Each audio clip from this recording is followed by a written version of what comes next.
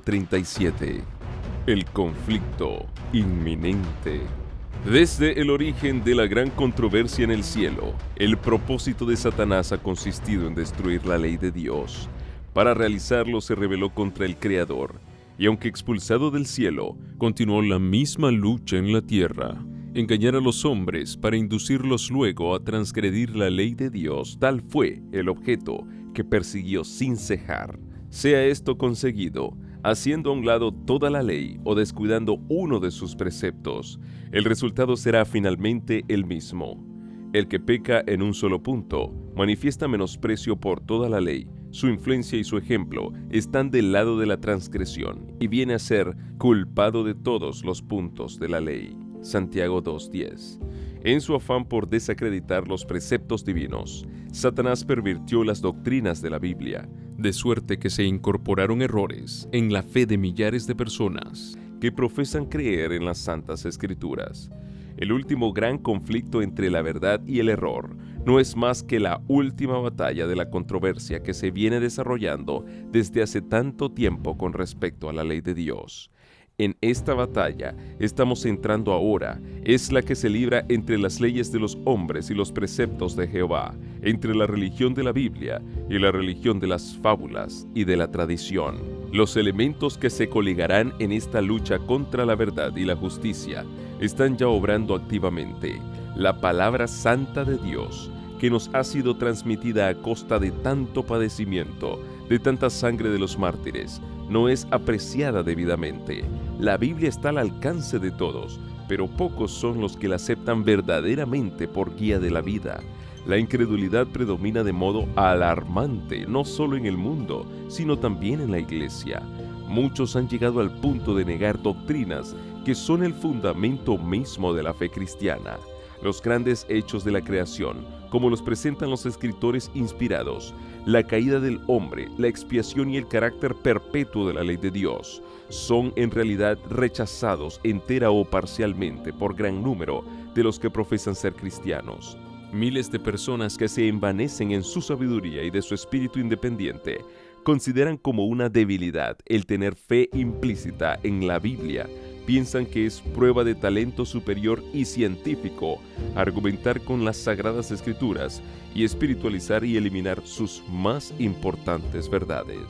Muchos ministros enseñan a sus congregaciones y muchos profesores y doctores dicen a sus estudiantes que la ley de Dios ha sido cambiada o abrogada, y a los que tienen los requerimientos de ella por válidos y dignos de ser obedecidos literalmente, se los considera como merecedores tan solo de burla o desprecio.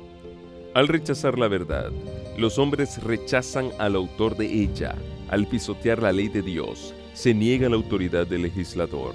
Es tan fácil hacer un ídolo de las falsas doctrinas y teorías como tallar un ídolo de madera o piedra. Al representar falsamente los atributos de Dios, Satanás induce a los hombres a que se formen un falso concepto con respecto a él.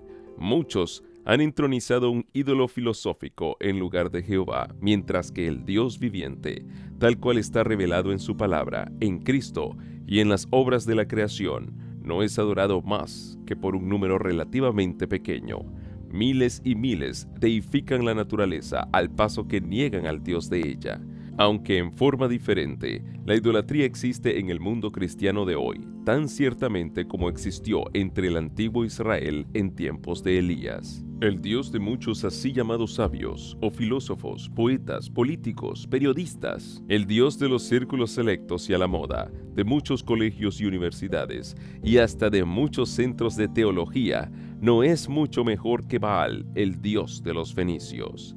Ninguno de los errores aceptados por el mundo cristiano ataca más atrevidamente la autoridad de Dios. Ninguno está en tan abierta oposición con las enseñanzas de la razón.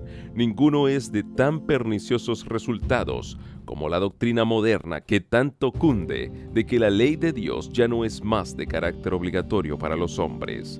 Toda nación tiene sus leyes que exigen respeto y obediencia. Ningún gobierno podría subsistir sin ellas. ¿Y es posible imaginarse que el Creador del cielo y de la tierra no tenga ley alguna para gobernar los seres a los cuales creó? Supongamos que los ministros más eminentes se pusiesen a predicar que las leyes que gobiernan a su país y amparan los derechos de los ciudadanos no estaban más en vigencia, que por coartar las libertades del pueblo ya no se les debe obediencia. ¿Por cuánto tiempo se tolerarían semejantes prédicas? Pero ¿es acaso mayor ofensa desdeñar las leyes de los estados y de las naciones que pisotear los preceptos divinos que son el fundamento de todo gobierno? Más acertado sería que las naciones aboliesen sus estatutos y dejaran al pueblo hacer lo que quisiese antes de que el legislador del universo anulase su ley y dejase al mundo sin norma para condenar al culpable o justificar al obediente. ¿Queremos saber cuál sería el resultado de la abolición de la ley de Dios? El experimento se ha hecho ya.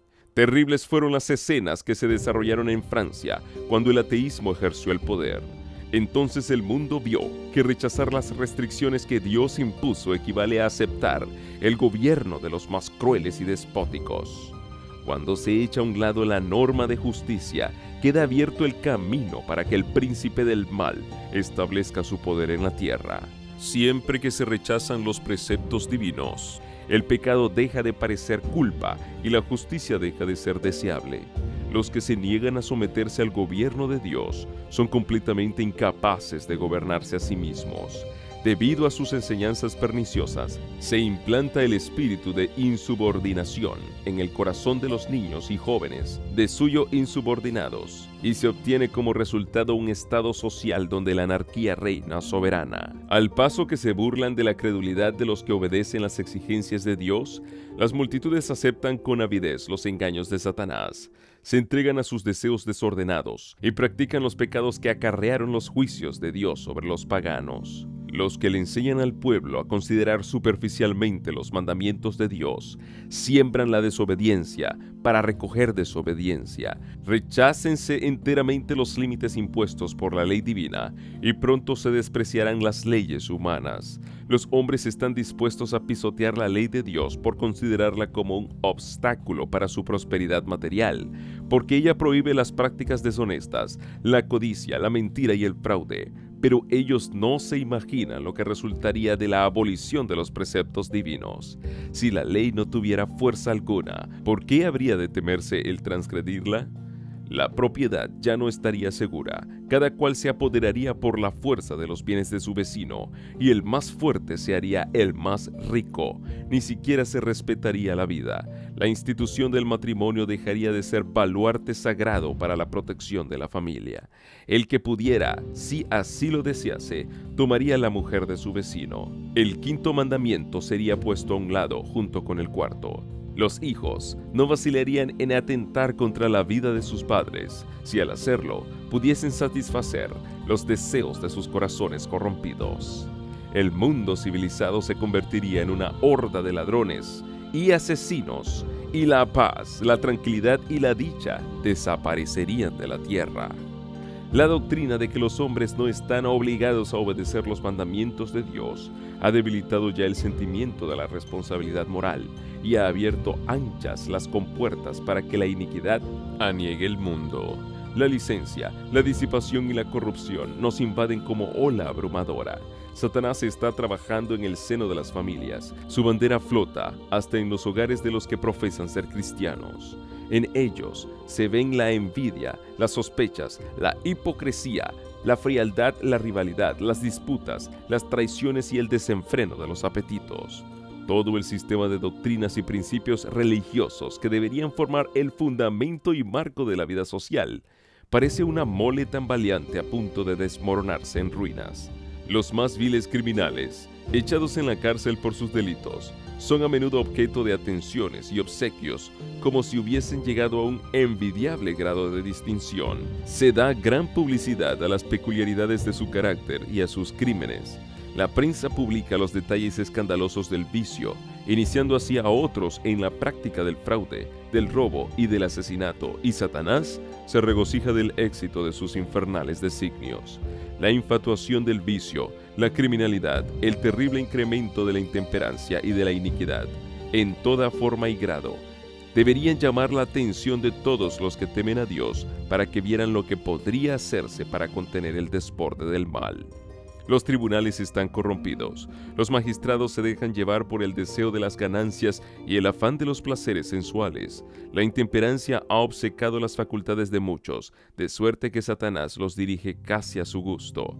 Los juristas se dejan pervertir, sobornar y engañar. La embriaguez y las orgías, la pasión, la envidia, la mala fe bajo todas sus formas se encuentran entre los que administran las leyes. La justicia se mantiene a lo lejos, por cuanto la verdad está caída en la calle y la rectitud no puede entrar. Isaías 59:14.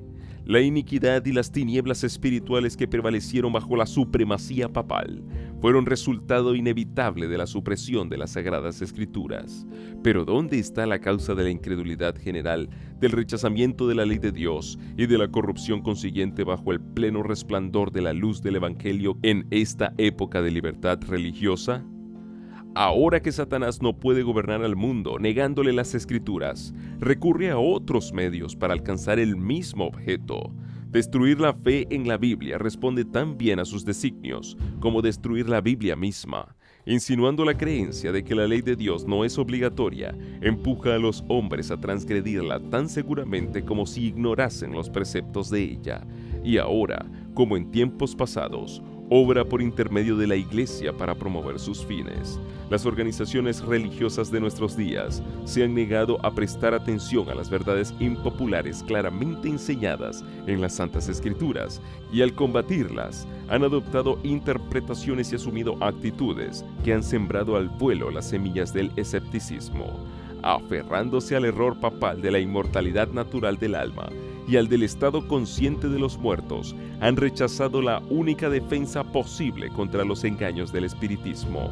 La doctrina de los tormentos eternos ha inducido a muchos a dudar de la Biblia. Y cuando se le presenta al pueblo la obligación de observar el cuarto mandamiento, se ve que ordena reposar en el séptimo día, y como único medio de librarse de un deber que no desean cumplir, muchos de los maestros populares declaran que la ley de Dios no está ya en vigencia. De este modo rechazan al mismo tiempo la ley y el sábado. A medida que adelante la reforma respecto del sábado, esta manera de rechazar la ley divina para evitar la obediencia al cuarto mandamiento se volverá casi universal. Las doctrinas de los caudillos religiosos han abierto la puerta a la incredulidad, al espiritismo y al desprecio de la santa ley de Dios. Y sobre ellos descansa una terrible responsabilidad por la iniquidad que existe en el mundo cristiano. Sin embargo, esa misma clase de gente asegura que la corrupción que se va generalizando más y más debe achacarse en gran parte a la violación del así llamado Día del Señor Domingo, y que si se hiciese obligatoria la observancia de este día, mejoraría en gran manera la moralidad social. Esto se sostiene especialmente en los Estados Unidos de Norteamérica, donde la doctrina del verdadero día de reposo, o sea, el sábado, se ha predicado con más amplitud que en ninguna otra parte. En dicho país, la obra de la temperancia, que es una de las reformas morales más importantes, va a menudo combinada con el movimiento en favor del domingo, y los defensores de este actúan como si estuviesen trabajando para promover los más altos intereses de la sociedad, de suerte que los que se niegan a unirse con ellos son denunciados como enemigos de la temperancia y de las reformas. Pero la circunstancia de que un movimiento encaminado a establecer un error esté ligado con una obra buena en sí misma no es un argumento en favor del error. Podemos encubrir un veneno mezclándolo con un alimento sano, pero no por eso cambiamos su naturaleza. Por el contrario, lo hacemos más peligroso, pues se lo tomará con menos recelo. Una de las trampas de Satanás consiste en mezclar con el error una porción suficiente de verdad para cohonestar aquel. Los jefes del movimiento en favor del domingo pueden propagar reformas que el pueblo necesita, principios que estén en armonía con la Biblia, pero mientras mezclen con ellas algún requisito en pugna con la ley de Dios, los siervos de Dios no pueden unirse a ellos. Nada puede autorizarnos a rechazar los mandamientos de Dios para adoptar los preceptos de los hombres. Merced a los dos errores capitales, el de la inmortalidad del alma y el de la santidad del domingo, Satanás prenderá a los hombres en sus redes, mientras aquel forma la base del espiritismo. Este crea un lazo de simpatía con Roma. Los protestantes de los Estados Unidos serán los primeros en tender las manos a través de un doble abismo al espiritismo y al poder romano, y bajo la influencia de esta triple alianza, ese país marchará en las huellas de Roma, pisoteando los derechos de la conciencia. En la medida en que el espiritismo imita más de cerca el cristianismo nominal de nuestros días, tiene también mayor poder para engañar y seducir. De acuerdo con el pensar moderno, Satanás mismo se ha convertido. Se manifestará bajo la forma de un ángel de luz. Por medio del espiritismo han de cumplirse milagros, los enfermos sanarán y se realizarán muchos prodigios innegables. Y como los espíritus profesarán creer en la Biblia y manifestarán respeto por las instituciones de la Iglesia, su obra será aceptada como manifestación del poder divino. La línea de separación entre los que profesan ser cristianos y los impíos es actualmente apenas perceptible. Los miembros de las iglesias aman lo que el mundo ama y están listos para unirse con ellos. Satanás tiene resuelto unirlos en un solo cuerpo y de este modo robustecer su causa, atrayéndolos a todos a las filas del espiritismo.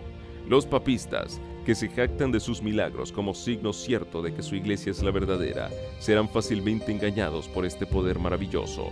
Y los protestantes, que han arrojado de sí el escudo de la verdad, serán igualmente seducidos. Los papistas, los protestantes y los mundanos aceptarán igualmente la forma de la piedad sin el poder de ella y verán en esta unión un gran movimiento para la conversión del mundo y el comienzo del milenio tan largamente esperado. El espiritismo hace aparecer a Satanás como benefactor de la raza humana, que sana las enfermedades del pueblo y profesa presentar un sistema religioso nuevo y más elevado, pero al mismo tiempo obra como destructor. Sus tentaciones arrastran a multitudes a la ruina. La intemperancia destroza la razón, los placeres sensuales, las disputas y los crímenes la siguen. Satanás se deleita en la guerra, que despierta las más viles pasiones del alma y arroja luego a sus víctimas, sumidas en el vicio y en la sangre, a la eternidad. Su objeto consiste en hostigar a las naciones a hacerse mutuamente la guerra, pues de este modo puede distraer los espíritus de los hombres de la obra de preparación necesaria para subsistir en el día del Señor. Satanás obra a sí mismo por medio de los elementos para cosechar muchedumbres de almas aún no preparadas. Tiene estudiados los secretos de los laboratorios de la naturaleza y emplea todo su poder para dirigir los elementos en cuanto Dios se lo permita. Cuando se le dejó que afligiera a Job, cuán prestamente fueron destruidos rebaños, ganado, sirvientes, casas e hijos, en una serie de desgracias, obra de un momento. Es Dios quien protege a sus criaturas y las guarda del poder del destructor. Pero el mundo cristiano ha manifestado su menosprecio de la ley de Jehová, y el Señor hará exactamente lo que declaró que haría. Alejará sus bendiciones de la tierra y retirará su cuidado protector de sobre los que se rebelan contra su ley y que enseñan y obligan a los demás a hacer lo mismo. Satanás ejerce dominio sobre todos aquellos a quienes Dios no guarda en forma especial. Favorecerá y hará prosperar a algunos para obtener sus fines y atraerá desgracias sobre otros, al mismo tiempo que hará creer a los hombres que es Dios quien los aflige. Al par que se hace pasar ante los hijos de los hombres como un gran médico que puede curar todas sus enfermedades, Satanás producirá enfermedades y desastres al punto que ciudades populosas sean reducidas a ruinas y desolación. Ahora mismo está obrando, ejerce su poder en todos los lugares y bajo mil formas, en las desgracias y calamidades de mar y tierra, en las grandes conflagraciones, en los tremendos huracanes y en las terribles tempestades de granizo, en las inundaciones, en los ciclones, en las mareas extraordinarias y en los terremotos. Destruye las mieses casi maduras y a ellos siguen la hambruna y la angustia. Propaga por el aire emanaciones mefíticas y miles de seres perecen en la pestilencia. Estas plagas irán menudeando más y se harán más y más desastrosas. La destrucción caerá sobre hombres y animales. La tierra se pone de luto y se marchita. Desfallece la gente encumbrada de la tierra. La tierra también es profanada bajo sus habitantes, porque traspasaron la ley, cambiaron el estatuto y quebrantaron el pacto eterno. Isaías 24, 4 y 5. Y luego, el gran engañador persuadirá a los hombres de que son los que sirven a Dios los que causan esos males. La parte de la humanidad que haya provocado el desagrado de Dios lo cargará a la cuenta de aquellos cuya obediencia a los mandamientos divinos es una reconvención perpetua para los transgresores. Se declarará que los hombres ofenden a Dios al violar el descanso del domingo, que este pecado ha atraído calamidades que no concluirán hasta que la observancia del domingo no sea estrictamente obligatoria, y que los que proclaman la vigencia del cuarto mandamiento, haciendo con ello que se pierda el respeto debido al domingo y rechazando el favor divino, turban al pueblo y alejan la prosperidad temporal. Y así se repetirá la acusación hecha antiguamente al siervo de Dios y por motivos de la misma índole. Y sucedió luego que Acab vio a Elías, que le dijo a Acab: ¿Estás tú aquí, perturbador de Israel? A lo que respondió: No he perturbado yo a Israel, sino tú y la casa de tu padre, por haber dejado los mandamientos de Jehová y haber seguido a los Baales. Primera de Reyes 18, 17 y 18. Cuando con falsos cargos se haya despertado la ira del pueblo, este seguirá con los embajadores de Dios una conducta muy parecida a la que siguió el apóstata Israel con Elías. El poder milagroso que se manifiesta en el espiritismo ejercerá su influencia en perjuicio de los que prefieren obedecer a Dios antes que a los hombres. Habrá comunicaciones de espíritus que declararán que Dios los envió para convencer de su error a los que rechazan el domingo y afirmarán que se debe obedecer a las leyes del país como a la ley de Dios. Lamentarán la gran maldad existente en el mundo y apoyarán el testimonio de los ministros de la religión en el sentido de que la degradación moral se debe a la profanación del domingo. Grande será la indignación despertada contra todos los que se nieguen a aceptar sus aseveraciones. La política de Satanás en este conflicto final con el pueblo de Dios es la misma que la seguida por él al principio de la gran controversia en el cielo. Hacía como si procurase la estabilidad del gobierno divino, mientras que por lo bajo hacía cuanto podía por derribarlo y acusaba a los ángeles fieles de esa misma obra que estaba así tratando de realizar. La misma política de engaño caracteriza la historia de la Iglesia romana. Ha profesado actuar como representante del cielo mientras trataba de elevarse por encima de Dios y de mudar su ley. Bajo el reinado de Roma, los que sufrieron la muerte por causa de su fidelidad al Evangelio fueron denunciados como malhechores. Se los declaró en liga con Satanás y se emplearon cuantos medios se pudo para cubrirlos de oprobio y hacerlos pasar ante los ojos del pueblo y ante ellos mismos por los más viles criminales. Otro tanto sucederá ahora. Mientras Satanás trata de destruir a los que honran la ley de Dios, los hará acusar como transgresores de la ley, como hombres que están deshonrando a Dios y atrayendo sus castigos sobre el mundo. Dios no violenta nunca la conciencia, pero Satanás recurre constantemente a la violencia para dominar a aquellos a quienes no puede seducir de otro modo. Por medio del temor o de la fuerza procura regir la conciencia y hacerse tributar homenaje. Para conseguir esto, obra por medio de las autoridades religiosas y civiles y las induce a que impongan leyes humanas contrarias a la ley de Dios. Los que honran el sábado de la Biblia serán denunciados como enemigos de la ley y del orden, como quebrantadores de las restricciones morales de la sociedad y por lo tanto causantes de anarquía y corrupción que atraen sobre la tierra los altos juicios de Dios. Sus escrúpulos de conciencia serán presentados como obstinación, terquedad y rebeldía contra la autoridad. Serán acusados de deslealtad hacia el gobierno. Los ministros que niegan la obligación de observar la ley divina predicarán desde el púlpito que hay que obedecer a las autoridades civiles porque fueron instituidas por Dios.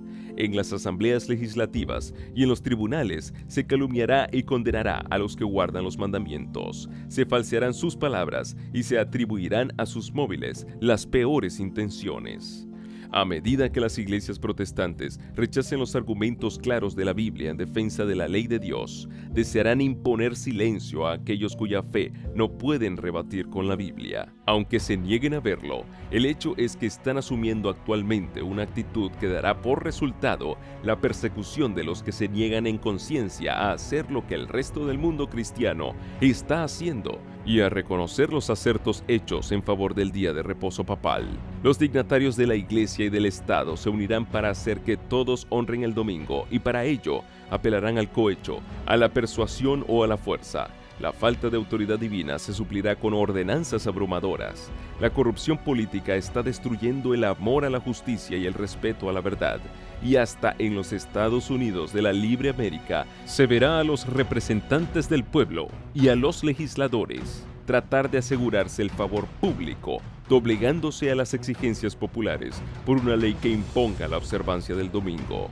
La libertad de conciencia, que tantos sacrificios ha costado, no será ya respetada. En el conflicto que está por estallar, veremos realizarse las palabras del profeta: airóse el dragón contra la mujer, y se fue para hacer guerra contra el residuo de su simiente, los que guardan los mandamientos de Dios y tienen el testimonio de Jesús. Apocalipsis 12:17.